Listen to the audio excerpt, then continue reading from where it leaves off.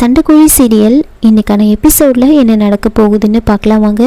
என்னோட ரிவ்யூ பிடிச்சிருந்தா லைக் பண்ணுங்கள். விக்ரமை அந்த ரைட் கத்தியால் குத்துனதுக்கு அப்புறம் தான் வெற்றி திரும்பி பார்க்குறாரு. பார்த்த உடனே அந்த கத்தி எடுத்து அப்படியே ரைட்டோட கழுத்திலே குத்திடுறாங்க. அதுக்கப்புறம் விக்ரம் கிட்ட, என்ன சார் இது, நான் பண்ண பாவத்துக்கு நீங்கள் பலி ஆயிட்டீங்களே, நீங்கள் சத்தமாக கூப்பிட்டுருக்கலாம்ல அப்படின்னு ரொம்ப அவரும் அழறாரு. விக்ரமை ஹாஸ்பிட்டல் கூட்டிகிட்டு போகிறேன் அப்படின்னு சொல்லி தூக்கலான்னு வரும்போது விக்ரம் அதெல்லாம் வேண்டவே வேண்டாம் அப்படின்னு சொல்கிறாரு. இனிமேல் நீங்கள் என்னை தூக்கிட்டு போனாலும் என்னை காப்பாற்ற முடியாது.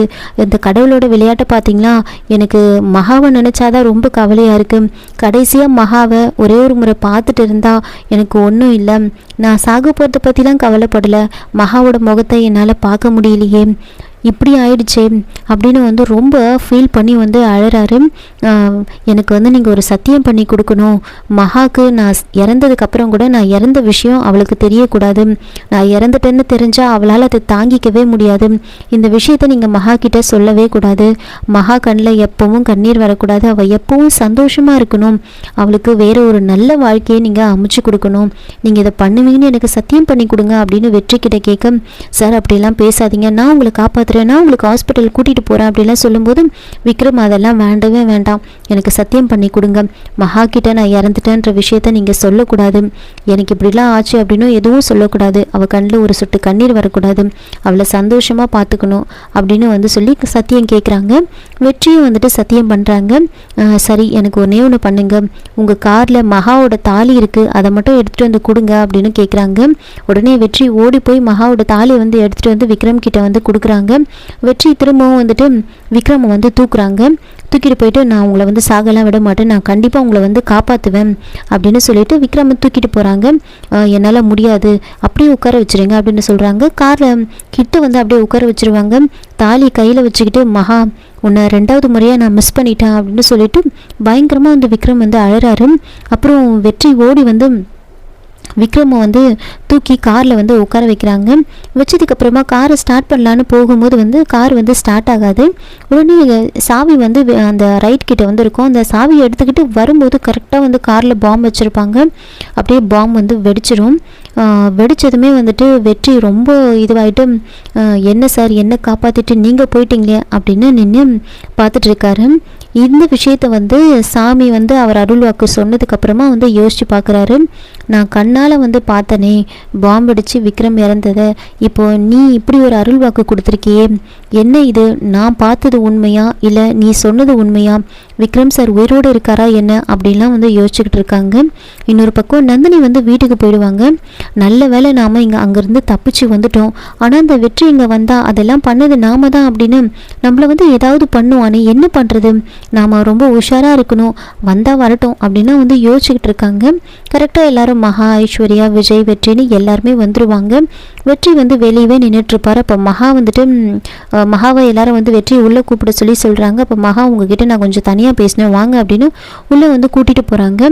நந்தினி என்ன பேச போகிறாய்வா அப்படின்னு யோசிச்சுக்கிட்டு நின்று பார்த்துட்ருக்காங்க.